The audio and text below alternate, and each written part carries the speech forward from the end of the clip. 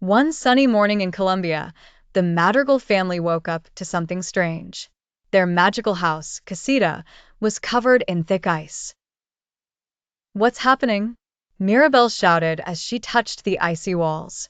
Her breath turned into clouds in the air. It was cold, very cold. The plants froze. The tiles were slippery. Even the magical doors wouldn't open. Abuela tried to call out, but the house stayed silent. "Casita, can you hear me?" Mirabel said, knocking on the wall. But there was no answer. Mirabel ran to her family. "We need help. This isn't normal magic." "It must be a curse," shouted Isabella, her flowers all frozen. "We need someone who understands ice magic." Antonio raised his hand. "I know who can help, Elsa. From the Snowy Kingdom."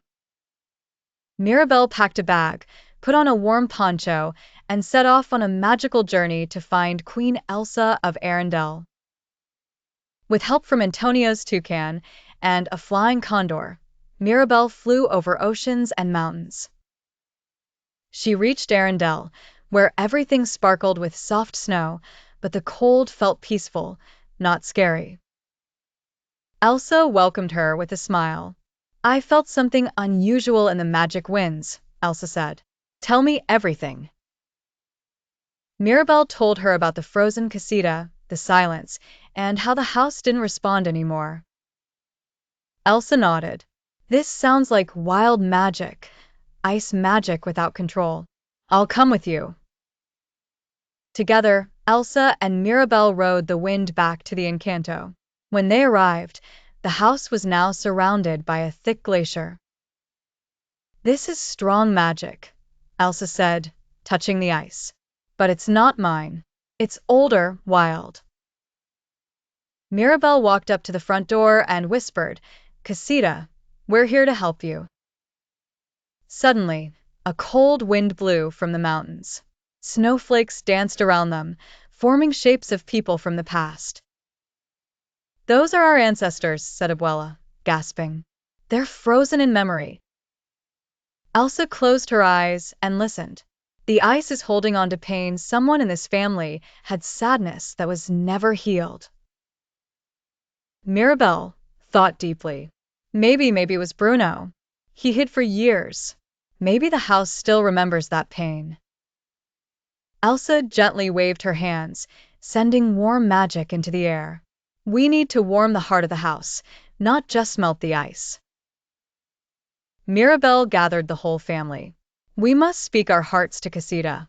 Let's sing. Let's tell our truths." Everyone held hands. Luisa sang of pressure. Isabella shared how she wanted freedom. Even Bruno stepped out and whispered, "I'm not afraid anymore." Elsa smiled and added her voice, singing of hope, change, and forgiveness. The ice began to crack. The glacier shimmered with light. Warm colors flowed back into the walls. The house began to glow from inside.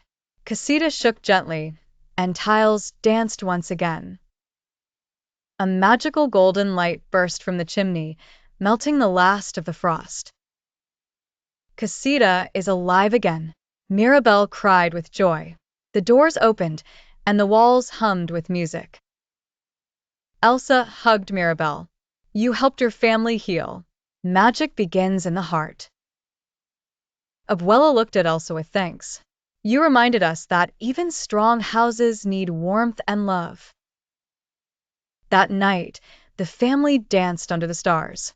The house sparkled with colorful lights, and no ice remained. Elsa returned to Arendelle with a warm heart, and Mirabel knew that her family and Casita would never be cold again.